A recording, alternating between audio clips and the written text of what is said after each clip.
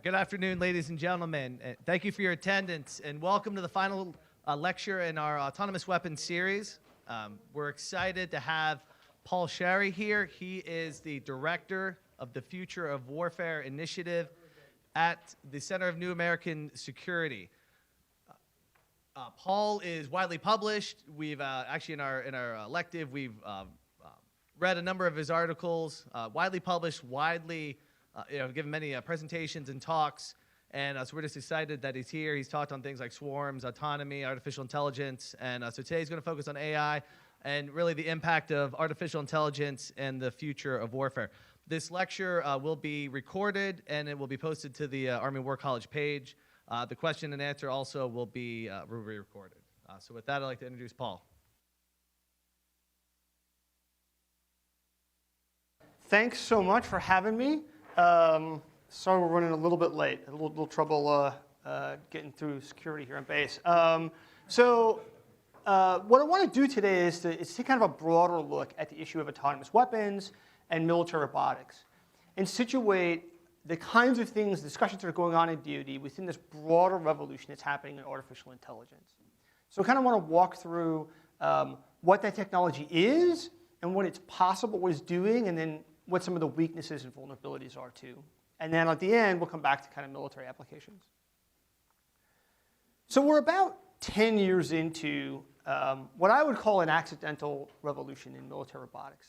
In the late 2000s, we had people across DoD wake up to this idea that we deployed thousands of air and ground robots into Iraq and Afghanistan.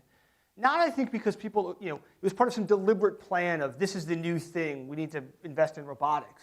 The discussions we're having now weren't really happening at the time, but more that there were compelling operational needs for things like bomb disposal, small EOD robots, or airborne surveillance, and unmanned aircraft were valuable in that context. And these systems just happened to be available and started to fill that need. So right around 2007, 2008, we saw a series of roadmaps coming out from both DoD as a whole and then service-specific roadmaps, trying to figure out where is this going. And there were a couple common themes. One of them was greater autonomy. We want more autonomy. And that was really reflecting a big limitation of robotic systems at the time, that they were largely remote controlled. So you'd taken away the person physically, but not cognitively. And you still needed a person always there to be able to control these systems. Now, we fast forward 10 years, and we're in a place where there is widespread understanding of this idea that there's some value in robotics and autonomous systems across the force. And we're kind of walking through what are the pros and cons of them, what are they valuable for. And what's interesting is that it's, in many ways, the same types of things that originally led DoD to start using them. So why would we want to take a person out of a vehicle? If we could build a vehicle now, why would we put a person in it versus not? Well, one advantage is we could take more risk with this asset.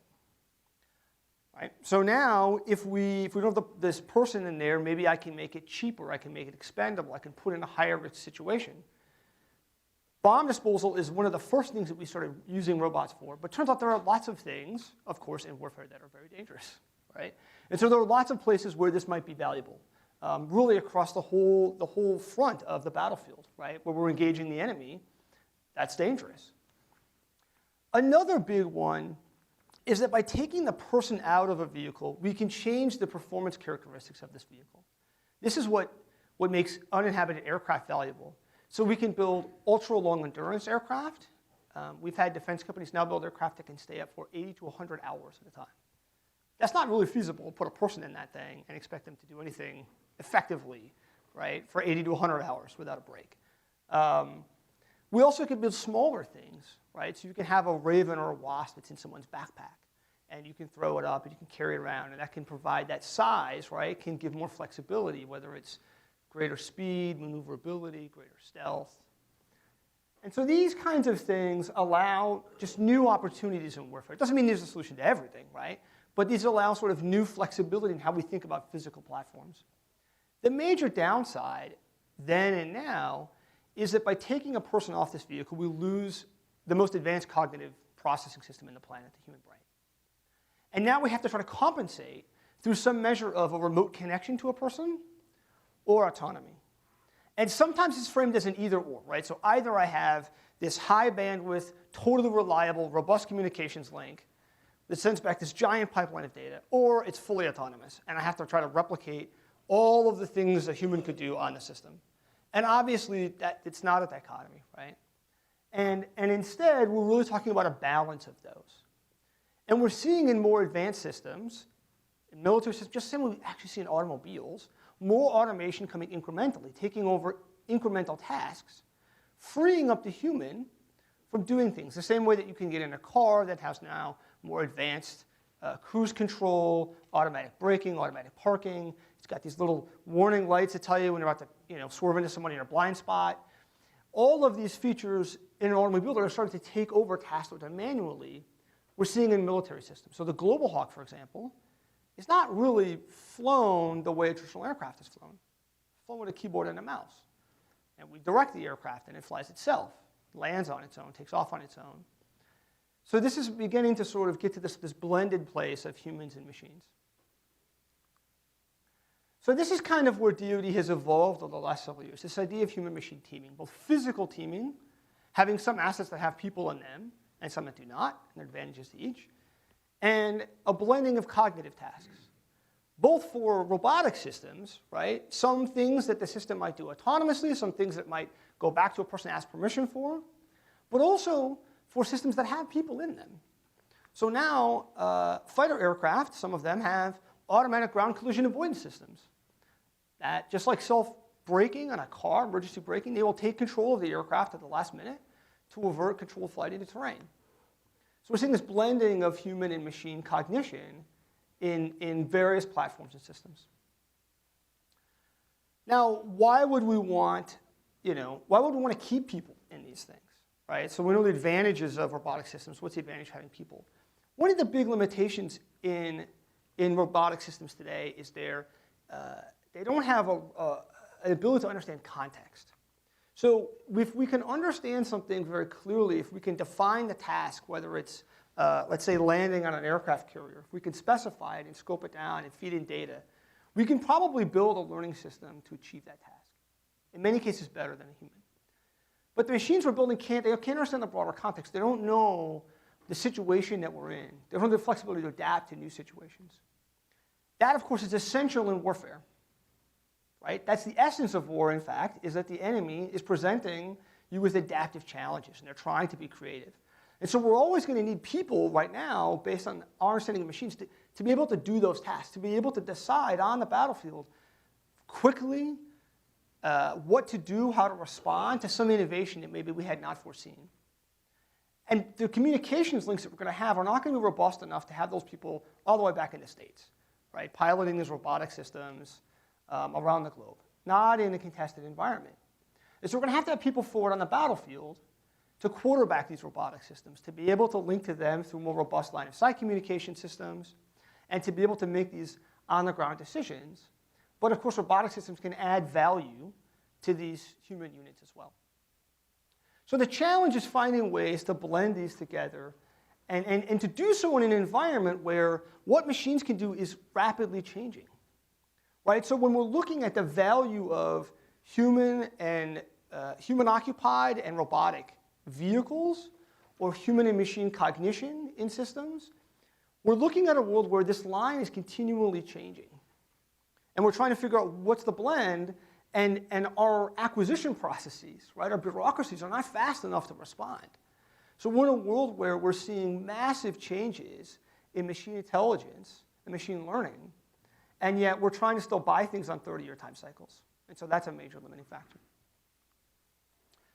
So we see now kind of this blend about this concept of robotics and autonomous systems is kind of the frame that DoD has moved to. I want to talk about artificial intelligence and some of the things that are underlying this and what's coming a little bit. We're seeing tremendous interest in the economic space about a new industrial revolution. This idea that what we're seeing coming out of Silicon Valley in places like Facebook, IBM, Google, DeepMind, we're seeing this amazing cognitive engine that has the potential to transform industry and economies the same way that the internal combustion engine, the steam engine, did beforehand. And people that are, not necessarily tech folks, right? Sober, economically minded folks talk about a new industrial revolution. Something that, just like electricity powered things, now cognify or give intelligence to various objects. People are talking about massive disruption. And these are guesses, these are estimates, but we're talking about tens of trillions of dollars of economic disruption, talking about anywhere between 42 to 47% of jobs, not wholesale jobs being eliminated, right? But tasks that people are doing being able to be eliminated, parts of jobs, right? And that changing then the economy. And you see this already in small ways, right? So you go to the parking lot attendant, and in the last couple of years I've seen this all around Washington, D.C., is overnight, the guy's gone, the booth is gone, there's a little robot there taking my credit card. And frankly, the robot's faster, right, and more responsive. And the robot's not going to get up and wander away. But where did that person go? Where did that job go? Now, these pose huge societal problems, but they're opportunities for militaries. Right? They're opportunities to eliminate things on the back end of our logistics systems, our accounting systems. There's massive overhead in DoD that could really be eliminated by taking some of these commercial tools and just wholesale importing them, right? To our accounting systems, to our logistics systems, to other parts of the giant infrastructure that fuels DoD that's maybe not on the battlefield supporting it. But of course, there are also potentially battlefield applications as well. Now, these are some of the companies that are betting big on this. They're spending tremendous amounts of money gobbling up, in large part, the human capital, right? Is what they're going after. Big companies buying smaller ones, buying startups, trying to go after the human capital. And big companies also working to acquire data, right? Those being some of the big tools that enable this is having the right programmers who understand these tools, but also having large data sets, what IBM and Google and Facebook have access to. So I want to kind of go through a little bit of disambiguation about some of these terms because they get thrown around a lot. I want to use them.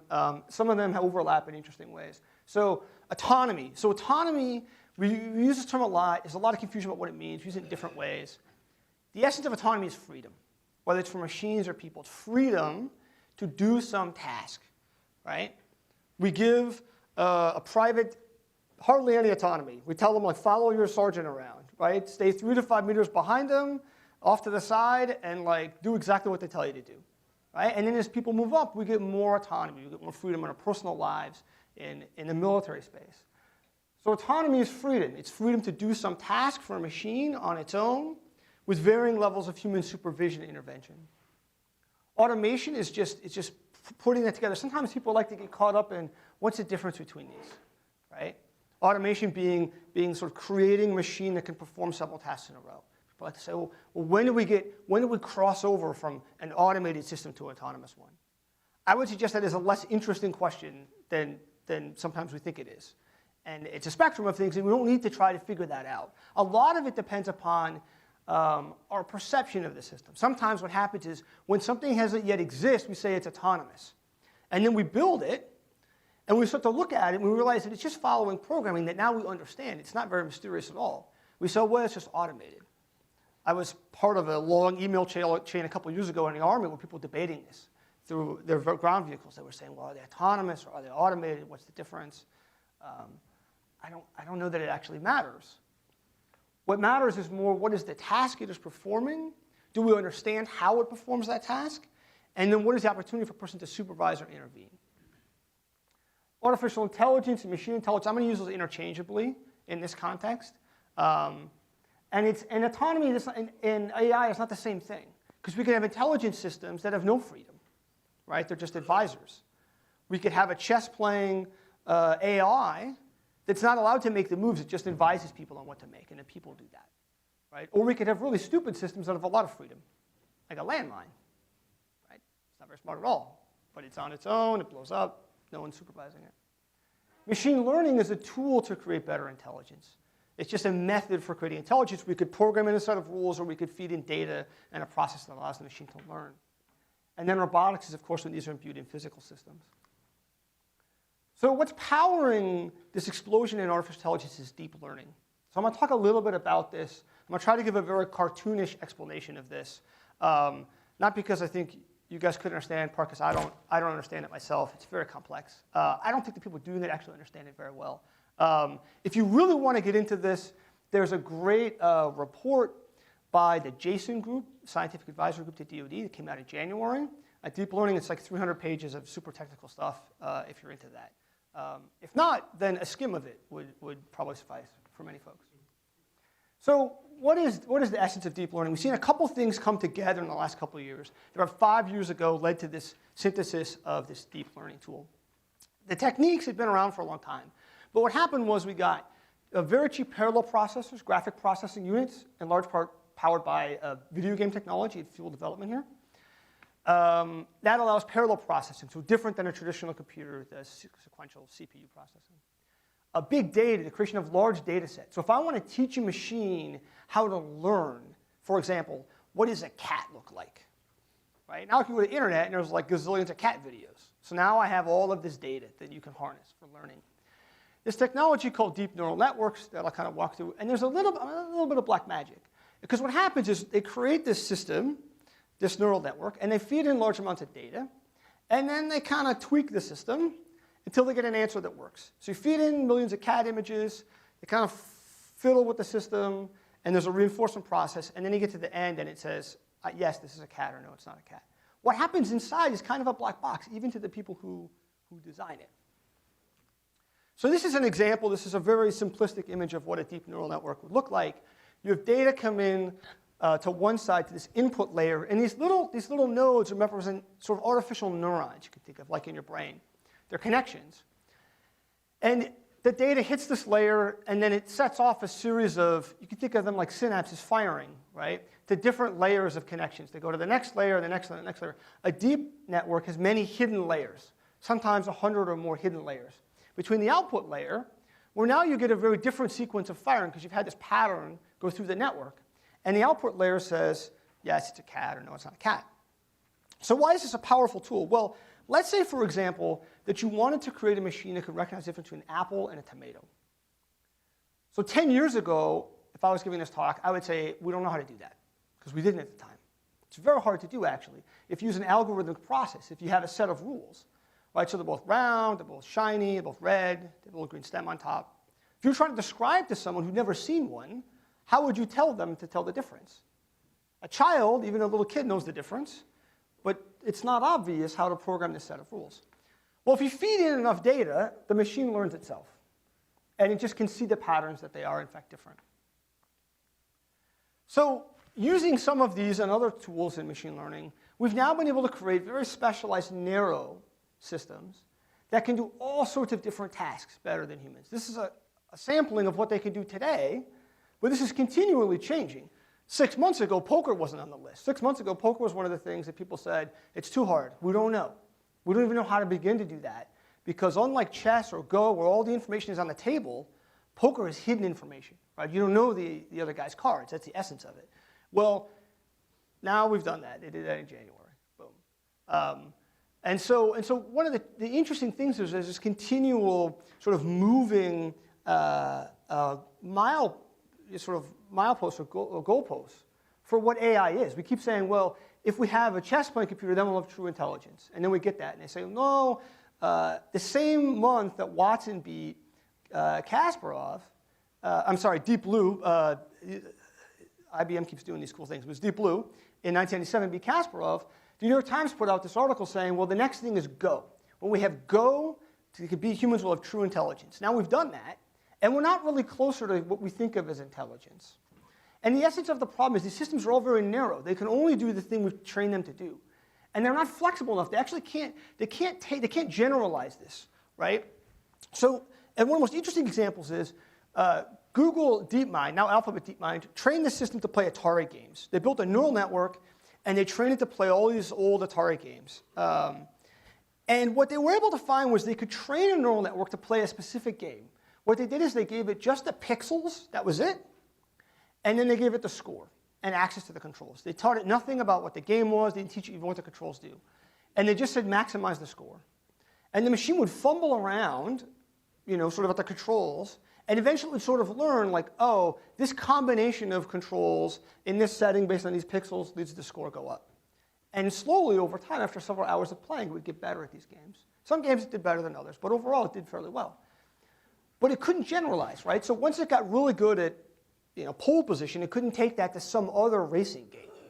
There's no ability to do that at all, in fact. So we can train AlphaGo to play Go better than any human has ever played the game of Go. But it can't take these concepts in Go, the way a human could, of strategy, of maneuver, and apply them to any other setting. It doesn't even understand that concept. And we can't take that neural network and then begin to use it in some other setting. If they try to do that, we see a process of forgetting. Basically, if you train the neural network to play this Atari game and then it moves to the other one, it forgets the old one. So people are working on this. They're trying to find ways to generalize. But this is a fundamental concept of intelligence that we have, and that we think of as being really central to intelligence that we don't know how to train machines to do. So I get a sense of the state of the art today, and this is like always super risky for me to do this because this was done in January, and so it's always possible that this is actually outdated by now. But this is what we can train things to do today. So this is a neural network that can identify objects and actions. So it's given this scene, right? And the neural network is identifying all of these things. It's saying this is a person. The person is walking away. They're carrying 3 bags. This other person here is looking at this person here. This person's playing an accordion. They're sitting on a bench. They have this bag with them, right? They're associating the bag with the person. The machine's excellent at labeling things right now. They can actually do object recognition better than humans in some benchmark tests. And so we could take a machine, we could look at this scene today, and it could recognize everyone's faces. It could recognize all of the objects. It could say, like, who's bored, like, get me out of here, get this guy stop talking, right? We could do all of those things, but it can't place it into a context. Right? So it might know the location, but it couldn't necessarily tell a story about, why are these people here at the Army War College, and what are they doing with their careers, and why are they discussing this? It wouldn't understand any of that. But that could change, and it could change in large part if we have data that can then allow machines to learn those things, right? So maybe if we give longer video clips to machines or other types of data that document human behavior, we may get to a place where the machine could now make a prediction and say, well, I think this person is going to give money to this person who's playing the accordion. It's possible. If you're super into this, you can go online. You can play with neural networks. Non-technical, it's like a click interface. You go to playground.tensorflow.org. Super interesting. If you want to take 30 minutes and play with this. And you get a feel in a very non-technical way. There's no math involved. It's just like clicking on boxes. Frankly, probably like a elementary school kid could do this. You can get a feel for kind of how this works, because it's a fundamentally very different paradigm than thinking about computer programming as a script that is then executed. So I want to talk a little bit about some real-world examples and the military applications of how we cope with this brittleness of machines. This world today where we have very powerful machines that can handle these very narrow tasks, but they have no ability to be flexible and adapt to novel situations. So the first example of brittleness is this video from when IBM's Watson played the top human contestants in the world on Jeopardy. So if you could pull that up.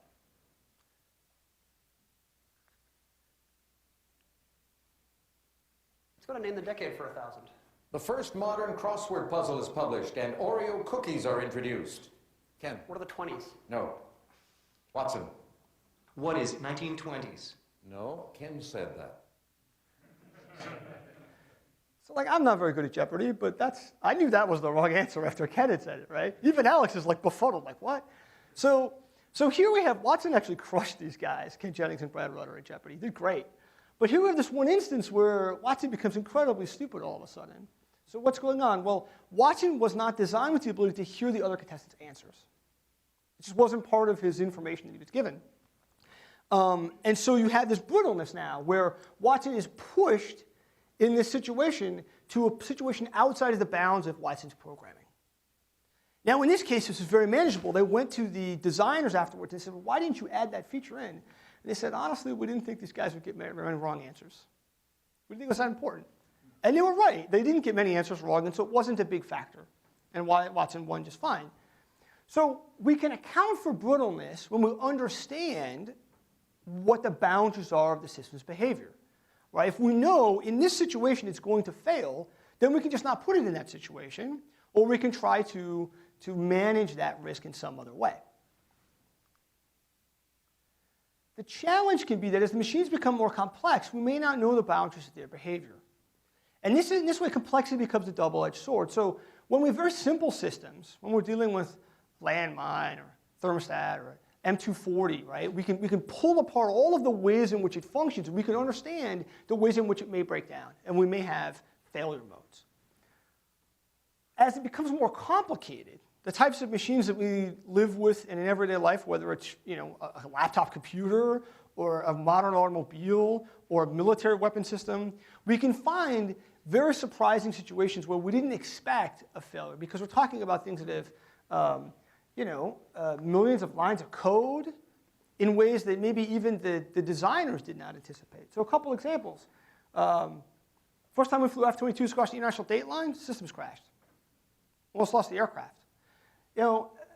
It's not that we didn't know there were international date lines, okay? It's that people didn't anticipate that this environmental input would have this effect in this very complex machine. There was an incident a couple of years ago where an Air France flight crashed over the Atlantic, killing everyone on board. It's an interesting example of this kind of failure because nothing really mechanically went wrong. It was caused by a failure of the airspeed indicators on the wings. They froze over. It was a known problem that was understood. They were in the process of repairing this. It was non-critical for the aircraft. So they're flying on autopilot over the Atlantic, and these things freeze, the airspeed indicators. The autopilot recognizes something's not right. So this is a feature that we like in automated systems, that they can understand enough context to say, I'm outside the bounds of my behavior because it's getting weird inputs from the airspeed indicators that don't seem valid. So what it does is the autopilot kicks off, hands over manual control to the pilots.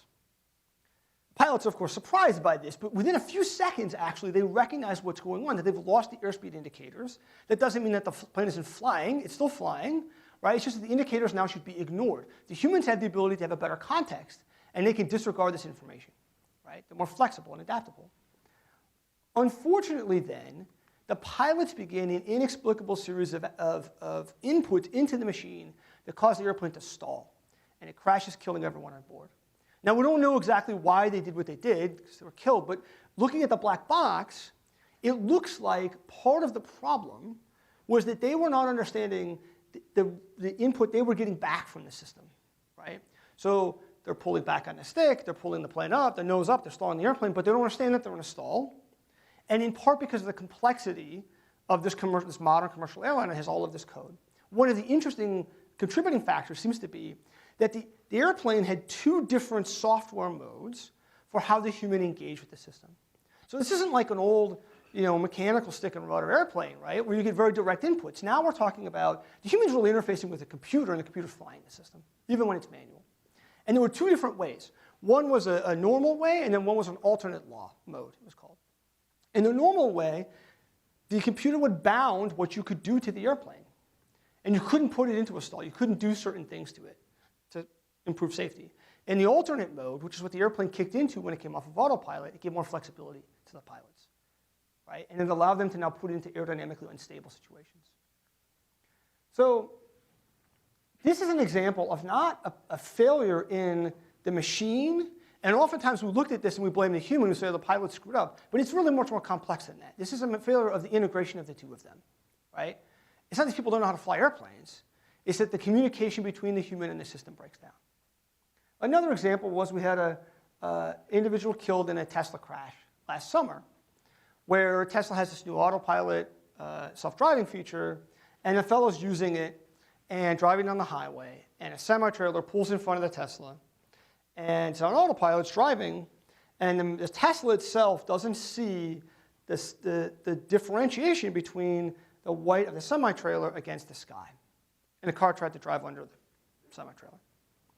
So here we have, again, it's not necessarily a failure of the system. If you go to the Tesla company, they say, well, that was a known problem. They shouldn't have done that, right? We tell people, don't put on autopilot and watch a movie, which it appears he was doing, right? You need to stay in control of the vehicle. But this guy didn't understand. He's not trying to get himself killed, right? It's that this communication between the human and the machine, between the designers and the users, breaks down. So we've seen this in other contexts. Patriot fratricide. Anybody here from the Patriot community? No? Okay. So Patriot communities learned a lot from this, evolved a lot over the years. They've taken a lot of these lessons to heart, but I'm going to talk about what happened in 2003. So we had this very complex air defense system with lots of automated modes. And we had a series of failures that added up together to 2 fratricide incidents. In both cases, humans were actually in the loop. Okay? In the first case, human pushed the button, authorized the engagement, but the human trusted the systems, the information they were getting from the machine, that they were looking at an anti-radiation missile. It was an aircraft. It was a British Tornado. In the second case, the system was in a supervisory capacity, but the human put it into that, right? And we had the system automatically fire against what looked like tactical ballistic missile coming in. Turns out it looks like a false track from electromagnetic interference, is the best guess now. And the missile tracked onto an F-18. So we had situations where ostensibly we had humans in control. But in practice, the people were using systems that were very complicated. They were using them in operational environments, so they were facing novel situations they had not encountered in training. In some cases, because there was an understood flaw. In the first case, it was known that if an aircraft was coming in on approach in the right way, the system would misclassify it as an anti-radiation missile. But that was not communicated to the users during their training. Right? So designers understood it, didn't get communicated to the users. They didn't know. In the second case, you had a novel situation, actually in the F-18 incident, that had not encountered in training because people were using the system in a non-doctrinal manner. So according to the doctrine, they were supposed to space out the Patriots sort of horizontally, if you will, towards an incoming threat. People were moving north on the road to Baghdad. They'd stop, pull over the systems, turn them north where the threats were coming from the ballistic missiles. But now they're oriented north to south against an incoming threat from the north. So you had radars radiating into one another. The best speculation is that caused electromagnetic interference, which caused these false tracks. Right? Now, so this is a realistic challenge that we need to cope with because we can't expect to tell warfighters, don't be creative on the battlefield. Right? That's not realistic. That's not what we want, actually. We want people to be creative and adaptive. What we want is that they're creative and adaptive in a way that they understand what's going to happen with their systems when they do that. They're not surprised by it in an unexpected way. Right? They can account for that. And that is simply a challenge as we have more complex systems. And this is something we're just going to have to cope with. There's no easy fix to this problem. A really fascinating example that comes out of Wall Street. We've had a number of these instances of flash crashes where we have trading bots. Somewhere between maybe 60-70% of trading today is automated. We have trading bots interact in unsuspecting ways, and it causes flash crashes where the stock price drops dramatically. There was a big one in 2010. The causes of which are still disputed by investigators as to why that flash crash occurred. What's interesting really is the solution people have come up with is not to stop the flash crashes. We don't know how to do that. They've installed these circuit breakers into the stock trading system. So if the stock price goes down too quickly in any one stock, it comes offline. Now, this works in a trading environment because there's a regulator, right? There's a referee that can call timeout. This is a really challenging issue for warfare. There's nobody to say timeout if things begin to get out of control, right? We have to cope with an environment where we may have systems operating at high speed, and then they may do surprising things. And of course, the same dynamic that we face in stock trading, which is people are going to pursue speed because it's a competitive advantage, that's an environment we need to cope with too, right? Because speed is also a competitive advantage. In 2012, there was a slightly different incident where instead of a flash crash, we had an algorithm, a trading algorithm, run away from a company. It's a company called Knight Capital Group, was at the time a titan of trading. They were a major high-frequency trader. They were professionals. They knew their business. They were one of the top companies in the game. They deployed a new upgrade to their system, went online that morning, and within a few minutes, they realized something was wrong. What happened was one of the ways that they use automated bots is they have a large order they say they need to move, to buy or sell. You can't do it all at once because it'll distort the price of the stock in the market. So they have bots that break up this large order into smaller orders. They go execute it, and then they have a feedback loop that tells the system, I've done this small one, so decrement 10 shares from your overall larger order. Well, the feedback loop broke for some reason. They were doing an update, and something about the update, it's complex systems, broke the feedback loop. Very quickly, they realized something was going on. The system was executing these trades. It wasn't telling itself to stop. So this algorithm had kind of run away from them. Even worse, It was buying high and selling low. So it was losing money every time. So within 45 minutes, it had bankrupted the company. Just like that. Now, they managed to turn it off. It's too late. It had liquidated all of their capital. And they managed to raise some money overnight to cover their losses, but eventually the company had to break up. So here's an example of people that, frankly, they knew what they were doing. They thought they understood the risk they were taking. But they didn't, right? They didn't understand the system. They didn't have the right controls over it. They didn't understand these risks. In the interest of time, we'll speed forward, right? And just say that this is a serious challenge, right, in the military context, when we have these uncontrolled competitive environments. And we need speed. We need to be able to access information quickly. We need to be able to manage risks in a sensible way, right? The risk of non-action and the risk of action. Learning systems, it turns out, don't really solve this problem. In some ways, they're more flexible. They don't have these rigid rules, but they have other vulnerabilities. They can be surprising in some really interesting ways. Yeah, let's pull up this video. This is a great video. This is from game 2 of the match a couple years ago between Lee Sedol and AlphaGo. That's a very surprising move. I thought it was a mistake. Well, I thought it was a quick miss. That's right here. A click, and if we were on online Go, we'd call it a click go. Yeah, it's a very strange. Something like this would be a more normal move. Okay, AlphaGo you're gonna playing have to- black. So do you have to this think would about be this? kind of a normal move, and white would locally white Sure. would answer here. But actually, since this group is so strong, maybe white wouldn't. Okay. Oh, right, that's right, because what you were just saying, that's just settled, right? Because even if black does stuff like that, even after playing all its moves, it's still It strong. doesn't change it, right. Doesn't change. Well, these stones might get a little weak, but the value of this is relatively small, so we don't really know if white would answer this or not. White's going to answer this. This is almost as close as an attachment move. It's diagonal, so it's a bit further away, but like if black continues with this, it would be very effective. Interesting. So AlphaGo played this move, which I want to hear more about in a second, but Lee has left the room. He left the room He after left that. the room after that move. Uh-huh. I mean, I'm not even going to ask. I mean, He had to go and wash his face or something just to recover from it. It's a very surprising it's a move. surprising move. I wasn't expecting that. So now, I don't understand Go enough to understand why this is surprising, right? But it stuns these guys, these professional observers, in the sense that they thought it was a mistake at first. Lee Sedol gets up, leaves the room, doesn't come back for 15 minutes before he makes another move. AlphaGo has a part of it that allows it to identify the likelihood of a human making a certain move based on millions of data sets of human played games. And identified the likelihood of a human making that move as 1 in 10,000.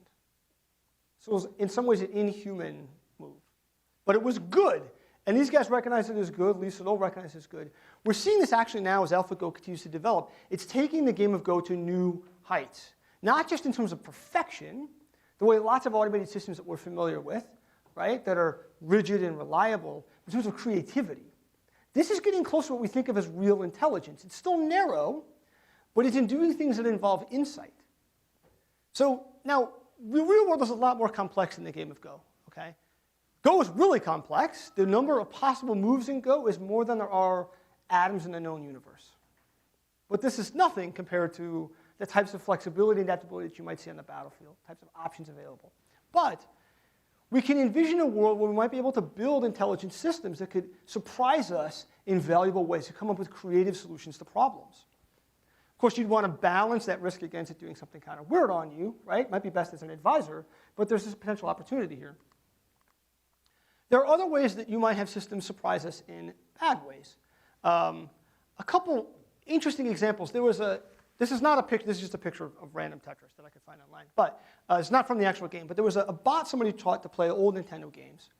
And it was okay. It did some games better than others. But this really interesting thing with Tetris where it was not very good at Tetris. But what it learned to do is right before the last brick fell, it would hit the start button to pause the game. So it never lost. And that was okay according to the rules that had been given. That was a totally fair move, right? And so this is one vulnerability, is that learning systems learn something that is technically allowed by the rules we've given them, but not what we meant, not what we intended, right? Another example, people had this box packing robot. The idea was to build something that might be able to use like in an Amazon distribution facility or something else. It could bring in cardboard boxes from outside, pack them up, assemble the boxes, and then along with the person fill the boxes. Well, and it had some kind of like a value system to value when there are no more boxes, go outside, bring in more. When there are enough boxes, then pack them and assemble them. Well, after a while, they found it wasn't going outside anymore. It was only packing boxes. Even when we needed more boxes, it wouldn't go outside. So they were like, this is really weird. Why is it doing this? It should be going to get more boxes. So they went in and looked at the code. And what they found was that it had gone outside earlier when it was raining, and people had turned it off. And it had learned not to go outside, because if it went outside, it'd get turned off, and then it couldn't complete any more of its tasks. And so that's a really fascinating problem, right, where you have the system, in effect, hacking its own reward system, right, to circumvent a human's ability to actually put in corrective behavior. And it's not because it's rebelling against us, like in science fiction movies. It's just because it learns this is the best way, the best action to complete its rewards based on the sort of system of rewards you gave it. So this is a major problem. And people actually don't know how to fix this in machine learning. People talk about the control problem in AI and learning systems. There are some ideas about maybe how we might do it, having humans and machines work together, or the machine learning based on the human interaction with it.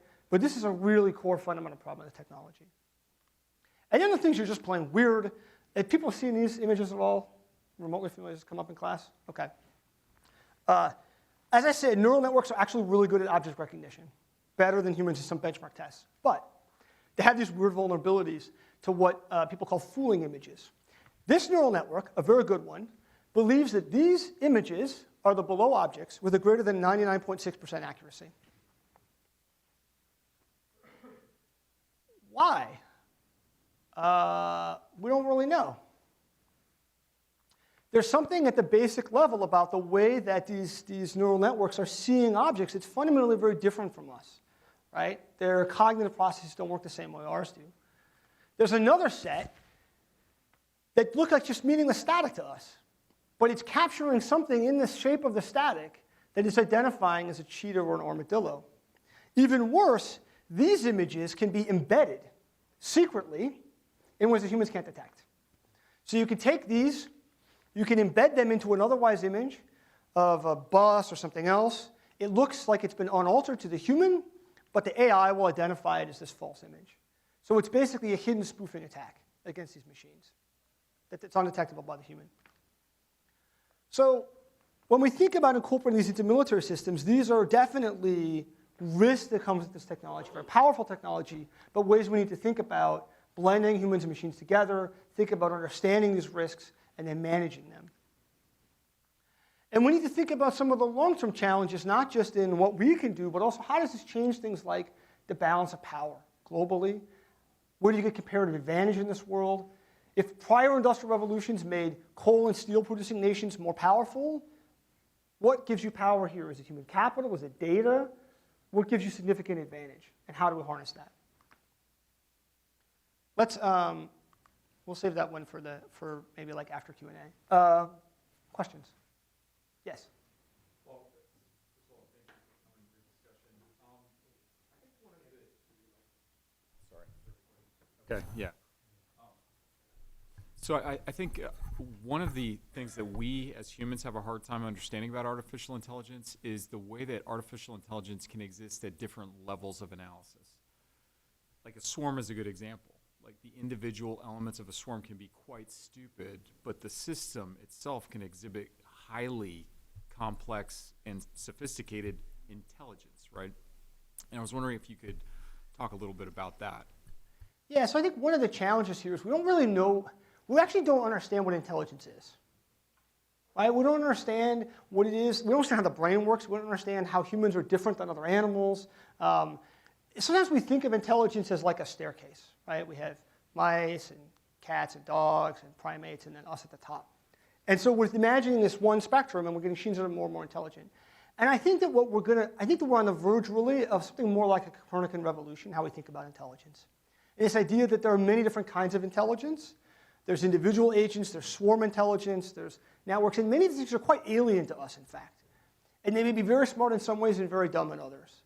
And when we get to that kind of paradigm shift, if there's many, many forms of intelligence, that we are just one, we're not the best, we're not the most privileged, we're not a unique one, then we can start sort of grappling with what are in many cases alien type intelligences to us, right? And then one researcher, the guy who discovered the weird squiggly starfish lines, described what he does as AI neuroscience. He says we build these things, and we don't understand how they work, these black box neural networks, and then we go back and we're trying to do neuroscience and understand how they might function and what their vulnerabilities are. Because that discovery was very serendipitous. They didn't actually mean to do that. They just stumbled across that. And so that's a huge problem is, sort of we build these things and then we have to figure out actually what do they do.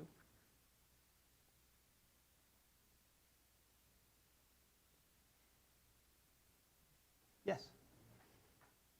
No. I'm being overcome with the artificial. I'm not intelligent enough to work this. Where you talked in understanding and the requirement for understanding, and how difficult it is. How, looking forward, your thoughts on how much risk or how much are we hobbling actually progression because of our human perceived requirement that we understand what's inside the black box, and is that the next step? Is hey, we don't have to understand as long as the machine understands what it's doing, as long as the black box understands. Yeah, I think so. For the video recording, right? So the question was about sort of how much we're hobbling ourselves by requiring understanding. I think we're going to have to live in a world where, as machines get more complex, there's less that we understand about them, and there's an element of a certain amount of surprise. Sometimes good, sometimes bad. And so some of that is about managing the autonomy aspect of it, right? As we have things that are more intelligent but also more inscrutable in some ways, balancing autonomy. What are we willing to allow it to do? If it does something surprising at Go, fine. If it does something weird at Go, fine, right? If it flubs a question on Jeopardy, who cares, right? If it's carrying a weapon system, we might care a little bit more if it does something surprising. But it might depend on how lethal that weapon system is, or how well it's confined and how it's constrained. So I think it's we can do all the test and evaluation in the world and put in simulations, and we should do all those things, right? We want to tease out the known vulnerabilities ahead of time. But there's an element of unknown vulnerabilities we can't get away from, in part because the environment we're in we cannot control. And so to that extent, I think we want to think about bounded autonomy and bounded behavior as a way to manage that. Experience matters to give people a good intuitive feel for these systems. I think stepping outside the tendency to anthropomorphize systems is valuable. And so more experience can help that, as we might be able to get a feel for, okay, it's thinking, but it's not thinking like me or like a human, which is our initial frame for interacting with something. But a lot of it's just about balancing risk in the end. Yes?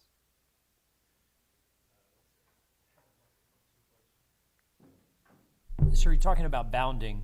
Has there been any work done in the ideas of good versus bad? And I'm talking almost to an altruistic level. Do they understand that concept, or can they be taught that and still remain, stovepiped in their area of expertise? So like from a moral standpoint, you're saying? Yeah. Like an ethical standpoint? Sure, the bounding. So yeah, this is a challenge people are starting to grapple with this. As we have more intelligent and autonomous systems interacting with parts of life, they're going to be doing things that have ethical consequences. So how do we ensure that they behave ethically? It's worth separating out these two concepts of behaving ethically in an ethical manner, right? And being an ethical agent that actually fundamentally understands good and bad and can make a moral decision. They're not necessarily the same thing, right? So I don't want the machine to go on killing people at random and having ethically harmful consequences. And I might be able to program the machine to do that.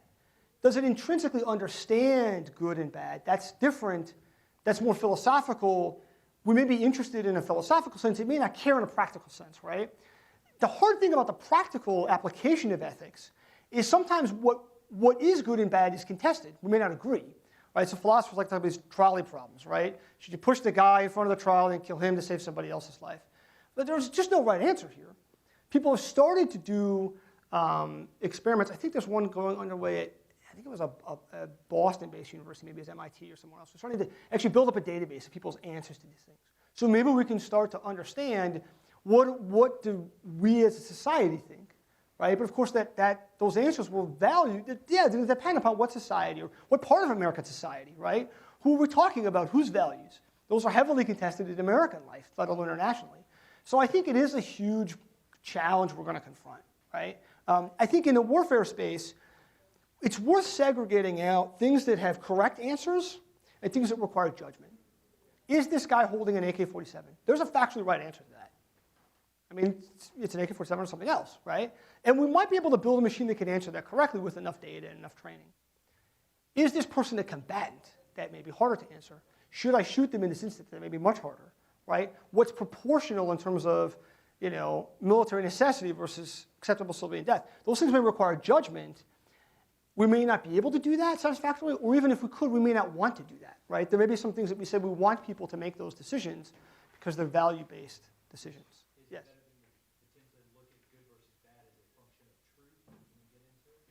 In what way is it? Instead of saying this is good, this is bad, black or white type thing, helping them understand the difference of truth. If something is true, then it is a yes or no. If it is not true, or you cannot with 100%, then it goes into that judgment category. Just to help the computer segue off into either decision cycle or pass off to the human. Yeah, I think that may be valuable. I mean, I think it is worth, maybe separating from the machine, separating for us. Which things have a true answer, true, yes, no, true, false, versus, well, it's ambiguous, depends on the situation, right? If the answer is, it depends, we may not want a machine to do that task. We may want a human to exercise that judgment. Yes? Paul, good to see you. Thanks also for coming up here again. So one of the things we try to do here during the War College experience is to encourage a conversation about the character and nature of war. And as I'm sure you're aware, Secretary Work had remarks last week at an event asserting that the nature of war may actually change with autonomous weapons. And knowing that you guys have a relationship as former colleagues, what do you think? Do you agree with him? And if so, why? So there's this religious belief, right? In defense circles that the nature of warfare is unchanging and the character of war is always changing. What if that has been true, right, in the past? And what would it take for the nature of war to change? What would that be? What would that look like? Okay? I mean, what if that were not always true in the future? So what if there were new actors that came on the battlefield, right? Agents that were part of fighting that changed some of the essence of war itself, right? Because it changed the purpose of war. It changed the meaning behind war, right? What would it be like for a war that didn't have a political purpose, that wasn't for political ends, right? What would that begin to look like? I think it's very possible to envision where AI raises those challenges, right? Where AI gets, and we're not there yet by any means, and I don't know that even robotic systems alone are the most interesting technology there. It may be more things like cyber systems, right? But could we envision a world where we have actors in war that are inherently uncontrollable, that are not actually responding to human action, that have their own intents and purposes? Again, not because they become self-aware and decide to overthrow humanity, but because they're trying to cheat at Tetris, right? That would be potentially maybe a change in the nature of war itself, because war now becomes something else than it's ever been before. And that might be, I can envision a world that's possible, yeah. How are we in time? Do you have time for more questions? Okay. Because I know some folks have electives. Yep, yeah. What are your thoughts on the singularity? Are you apprehensive about it? 2045 is kind of the target date, obviously, Yeah. This concept of a singularity is like fuzzy, and it means different things to different people. But let's start with a slightly more narrow question about when, if at all, will human-level intelligence be created? This is sometimes this is framed, right? When will we have something that's like us? And I would say that's actually an ill-framed question. Because again, it presumes that we're on a path towards intelligence and we are the pinnacle, or we are at least a stopping point along this path, and it's a one-dimensional path. And I would suggest that instead we're looking at this vast space of intelligences that are potentially very powerful and novel in different ways than humans. Why would we think that human-level intelligence is the pinnacle? Why would we say that's the thing to aspire to? What's so special about us, right? What if we may be creating many forms of powerful intelligence that are interesting but quite alien to us? So I don't know that that's actually the right question. I think a lot of the narrative about AGI, artificial general intelligence, and equating that with human-level intelligence is actually flawed, deeply flawed. There is, I think, something clearly lacking in the systems we're building today. They lack general purpose intelligence. They lack the ability to flexibly respond to new situations. They lack the ability to transfer learning from one task to another.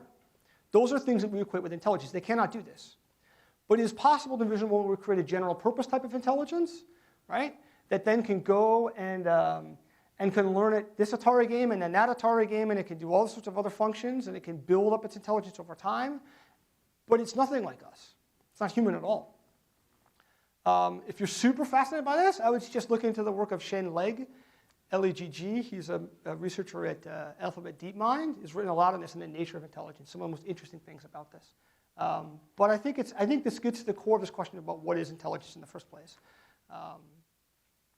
I think that I would say that some of this singularity is about sort of risks. I would say that there are risks with the systems we have today. Even if you don't get to human level things, there are risks because there are fundamental control problems. And you don't need to fast forward to like Skynet and Cylons to get there. You can just deal with the things we have today. And there are people who are very concerned about safety with some of these systems. I think that's actually quite valid. You can envision a world where we have things like malware that runs amok. That would be terrible. It doesn't need to have malicious intent to take over humanity if it just clogs up the internet and then our economy shuts down, right? So I think that even without those things, safety is a challenge. Yes. Any thoughts or concerns regarding potential adversaries as far as using AI with less restrictive manners than we may as the U.S. from whether it's an altruistic standpoint or rules of engagement standpoint, where now there's a little bit of a cop-out going, the machine did it, sorry, stuff happens, collateral damage, et cetera. Yeah, yeah, definitely, right? I mean, we can see elements of this already. So, for example, the Army put out this robotics autonomous system strategy. I like it. It's a pretty good strategy, okay? There are probably issues about funding, but we're wrestling with that across the department in terms of executing this thing. But here's an interesting issue, right? So the Army has yet to put a weapon on a ground robotic system. We had toyed under FCS, but the system is in development, armed ground, but it wasn't developed. Their strategy says, great, we'll do it someday. But when is that? What do we do with this? Meanwhile, Russia is building a fleet of armed ground robotic systems of various sizes. Everything they build, whether it's a little, red wagon size one, all the way up to like an armored personnel carrier, they're slapping guns on it, machine guns, anti-tank rockets. So that's not even talking about autonomy to get there, right? And so I do think that clearly other countries are going to see these risks differently, whether it's in cyberspace or in physical robotic systems, whether it's arming them or autonomy, and we're going to have to grapple with them, with the reality that, even setting aside things like international treaties and everything else, we have rules of law and we have ethics that change our behavior versus our adversaries. That's not new in robotics, right? We've been living in that world for the last 15 years. But we're going to have to grapple with that in this space as well. And I think it's not just like law and ethics. It's also things like safety, fratricide. We have different risk calculus. It's come out since the end of the Cold War that the Russians built basically a semi-automated dead hand system to their nuclear arsenal, like a Dr. Strangelove. That's in the Western circles, we think this is completely bonkers. But there was very much a logic to what they were doing. So we're going to have to deal with this reality that we're going to think about risk also very differently. I don't have any easy answers for that. Yes. You mentioned the acquisition system, just briefly, and 30 years to field something. So, two things really. One is how is DoD managing that issue when it revolves or it pertains to artificial intelligence something that's very fast moving? And two, how are the individual services doing as far as embracing this technology and fielding it? Yeah, I think it's a mixed bag. I mean, acquisition reform as a whole is like a total nightmare, right? So people have been talking about acquisition reform for decades and written all sorts of reports on it. And it's not that we won't make progress, but we're fighting this giant behemoth of a system that is very risk averse, right? To me, the best successes have come from going outside the system, right? Every time we needed something, actually, in these wars we've been fighting, we went outside the system. MRAPs, ISR, counter IED. We had to go outside acquisitions to get that. I think that's going to be reality for future too. Is we're going to have to either create ad hoc sort of methods of going outside the system through JUONs or GEONs or rapid equipping or rapid acquisition systems to kind of short circuit them. Just from a speed standpoint, I think in terms of robotics, a big limitation is sort of crossing the valley of death. We're seeing really cool things at DARPA, really cool things at ONR. And yet they don't increment it, they don't get actually brought into the system a lot of times. And part of that is that oftentimes they're seeing robotic systems as taking away somebody's job. I think the most horrific example of what I see is frankly just professional military malpractice in this area is the Navy aviation community, right? Where we now had for a decade, we've had people trying outside the naval aviation community to get the Navy to buy an unmanned combat aircraft that fly off of an aircraft carrier. Why? Because if you don't have that, the aircraft carrier is not valuable in future conflicts. It's not as valuable. It's only going to show up to the fight after we've started to rip down the enemy's A2AD systems. On day one, it's too far away because of not just ballistic missiles, but also cruise missiles. And we have short-range fighter aircraft right now. And the Navy just won't do it. They won't do it. We have an experimental prototype that they flew off the plane flew off the carrier years ago that has the plan form of a stealthy aircraft. You could build that into something else. And instead they're going in the opposite direction of building a tanker. Why? Because the tanker doesn't threaten anybody's jobs. Right? Who wants to fight a tanker? That's terrible. Right? Nobody wants to do that. And I see this across the force where robotics are implemented in the force. It's in the jobs nobody wants anyways. Right? So it's like logistics and cargo resupply. And there's resistance when it's a job that somebody likes. Right? So it's like infantry, like, no way, I got to kick in the door, be the first guy in the room. Right? Why would we use a robot? It's like, well, that's a great job for a robot. Why should people running into rooms getting shot? It's terrible. Right? But what's SOCOM doing? They're building a giant exoskeleton suit. I mean, right? Because I got to armor up the guy. Why don't I send in a drone with like a hand grenade? That's totally doable. Doesn't that make so much more sense? But like, no. Like this, I got to be right in the fatal funnel. That's where the glory. It's terrible, So across the force, I see these kinds of things. Here's to me, a really painful Army example. Is Army medical community has fought tooth and nail for years against the idea of unmanned casualty evacuation. They've written 3 policy memorandum saying we're opposed to casualty evacuation with unmanned systems. So we're now in a world where we may actually have in the future unmanned cargo resupply systems on a battlefield, and they might be able to do CASEVAC in a place where we don't have, the Marines shake and say, because the Marines are doing this because they're smart. And you know why? This is so interesting. They don't have a medical community. This is the fundamental difference. It's bureaucratic politics. It's not about what makes smart for soldiers and Marines on the grounds. It's that the Army has a dedicated medical community whose job is to go do medevac. And so this threatens their jobs. And the Marine Corps doesn't have that. And so that's an interplay and a really big limitation, I think even bigger than the acquisition system and budget, is this bureaucratic politics of taking away my job.